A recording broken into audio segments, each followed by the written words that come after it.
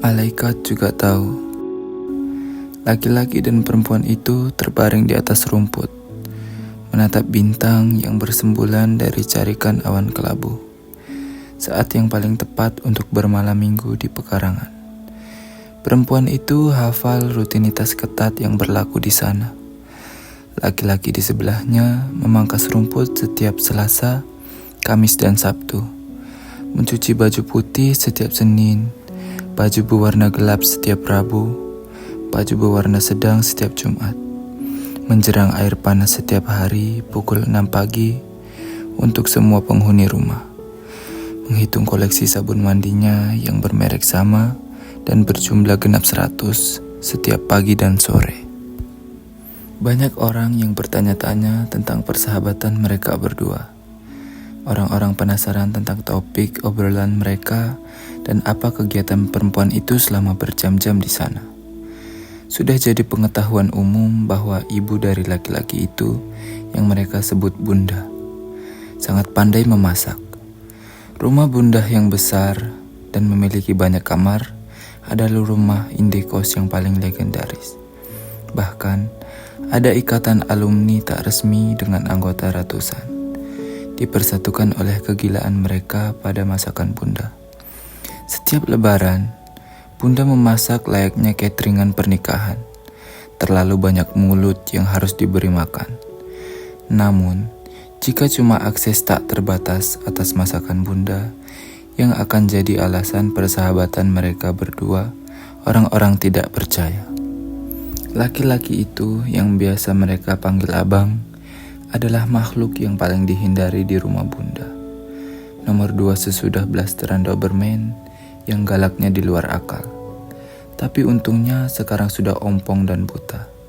Abang tidak galak, tidak menggigit, tapi orang-orang sering dibuat habis akal jika berdekatan dengannya. Setiap pagi, dia membangunkan seisi rumah itu dengan ketukannya di pintu dan secerek air panas untuk mandi. Dia menjemput baju-baju kotor dan bisa ngadat kalau disetorkan warna yang tidak sesuai dengan jadwal mencucinya. Sekalipun sanggup, Bunda tidak bisa memasang pemanas air bertenaga listrik atau sel surya. Anaknya harus menjerang air, secerek air panas dan mencuci baju sewarna adalah masalah eksistensial bagi abang. Mengubah rutinitas itu sama saja dengan menawar bumi agar berhenti mengedari matahari. Bukannya tidak mungkin berkomunikasi wajar dengan abang. Hanya saja perlu kesabaran tinggi yang berbanding terbalik dengan ekspektasi. Dalam tubuh pria 38 tahun itu bersemayam mental anak 4 tahun. Demikian menurut para ahli jiwa yang didatangi Bunda. Sekalipun abang pandai menghafal dan bermain angka, ia tidak bisa mengobrolkan maknanya. Abang gemar mempreteli TV, radio, bahkan mobil, lalu merakitnya lagi lebih baik daripada semula. Dia hafal tahun, hari, jam bahkan menit dari banyaknya peristiwa. Dia menangkap nada dan memainkannya persis sama di atas piano, bahkan lebih sempurna. Namun, dia tidak memahami mengapa orang-orang harus pergi bekerja dan mengapa mereka harus bercita-cita. Perempuan di pekarangan itu tahu sesuatu orang lain tidak. Abang adalah pendengar yang luar biasa. Perempuan itu bisa bebas bercerita masalah percintaannya yang berjubel dan selalu gagal. Tidak seperti kebanyakan orang, abang tidak hanya berusaha memberikan solusi. Abang menimpali keluh kesahnya dengan menyebutkan daftar album Genesis dan tahun berapa saja terjadi pergantian anggota. Kerentuannya pada kumpulan laki-laki brengsek yang telah menghancurkan hatinya dibalas dengan gumaman simfoni Beethoven dan tangan yang bergerak-gerak memegang ranting kayu bak seorang konduktor. Abang tidak bisa beradu mata lebih dari 5 detik, tapi sedetik pun abang tidak pernah pergi dari sisinya. Ia pun menyadari sesuatu yang orang lain tidak.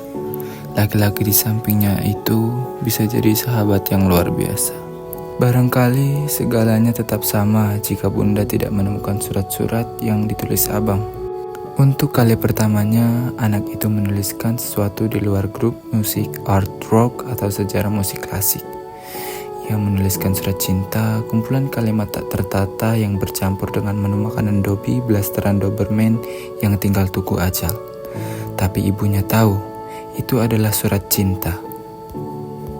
Barangkali segalanya tetap sama jika adik abang, anak bungsu Bunda, tidak kembali dari merantau panjang di luar negeri. Sang adik, kata orang-orang, adalah hadiah dari Tuhan untuk ketabahan Bunda yang cepat menjanda. Disusul musibah yang menimpa anak pertamanya, seorang gadis yang bahkan tak sempat lulus SD, yang meninggal karena penyakit langka dan tidak ada obatnya. Lalu anak keduanya abang, mengidap autis pada saat dunia kedokteran masih awam soal autisme, sehingga tak pernah tertangani dengan baik. Anak bungsunya yang juga laki-laki, menurut orang-orang adalah figur sempurna. Ia pintar, normal, dan fisiknya menarik. Ia hanya tak pernah di rumah karena sedari remaja meninggalkan Indonesia demi bersekolah. Barangkali sang adik tetap menjadi figur yang sempurna jika saja ia tidak mencari perempuan satu-satunya yang dikirimi surat oleh kakaknya. Bunda tahu, secerek air panas dan cucian berwarna seragam sudah resmi bergandengan dengan rutinitas lain perempuan itu. Dan bagi abang, rutinitas tidak sekedar hobi, tetapi eksistensi. Kali pertama Bunda mengetahui si bungsu dan perempuan itu berpacaran, Bunda langsung mengadakan pertemuan 4 mata. Ia memilih perempuan itu untuk diajak berbicara pertama karena dipikirnya akan lebih mudah. Bagi kamu ini pasti terdengar aneh. Mereka dua-duanya anak Bunda. Tapi kalau ditanya siapa yang paling bisa mencintai kamu paling tulus, Bunda akan menjagokan abang. Perempuan itu terenyak. Apa-apaan ini? Pikirnya gak usah, jangan pernah bermimpi dia akan memilih manusia satu itu untuk dijadikan pacar. Jelas tidak mungkin. Bunda melanjutkannya dengan suara tertahan. Dia mencintai tidak cuma dengan hati, tapi seluruh jiwanya. Bukan basa-basi surat cinta, tidak cuma rayuan gombal, tapi fakta. Adiknya bisa cinta sama kamu, tapi kalau kalian putus, dia dengan gampang cari yang lain. Tapi abang tidak mungkin cari yang lain.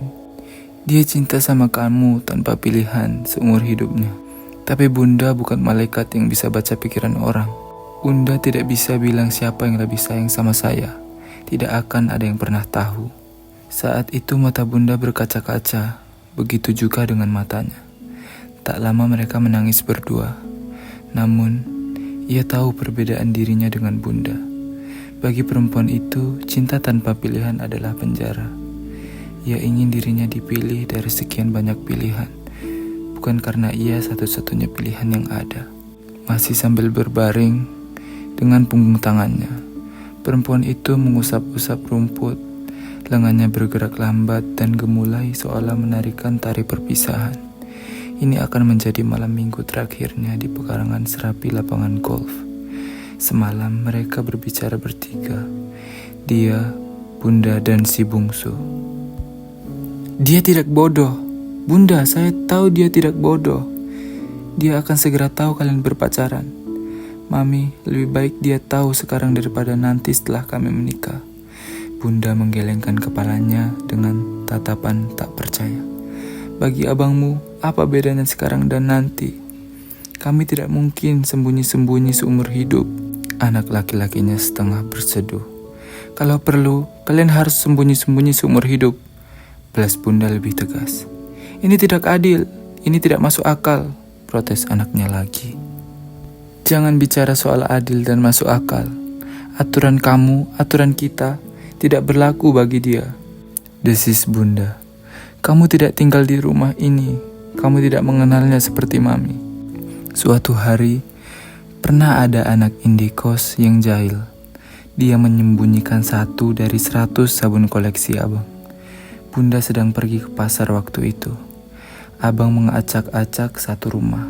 Lalu pergi minggat demi mencari sebatang sabunnya yang hilang. 3 mobil polisi menelusuri kota mencari jejaknya. Baru sore hari ia ditemukan di sebuah warung. Ada sabun yang persis sama dipajang di etalase dan abang langsung menyerbu masuk untuk mengambil. Penjaga warung menelpon polisi karena tidak berani mengusir sendiri. Kejadian itu mengharuskan abang diterapi selama beberapa bulan ke rumah sakit dan diberi obat-obat penenang. Bunda tahu betapa anaknya membenci rumah sakit dan obat-obatan itu hanya membuat otaknya rapuh. Tak ada yang memahami bahwa 100 sabun adalah syarat bagi anaknya untuk beroleh hidup yang wajar. Kamu harus tetap kemari setiap malam minggu. Tidak bisa tidak, kata Bunda kepada perempuan itu.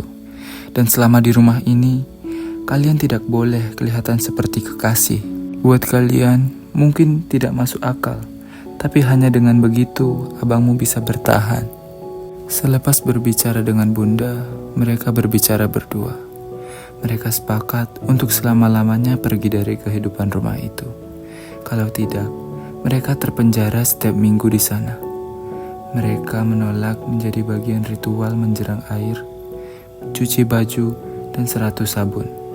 Di pekarangan rumah dengan tinggi rumput seragam, mungkin perempuan itu mengucapkan selamat tinggal di dalam hati.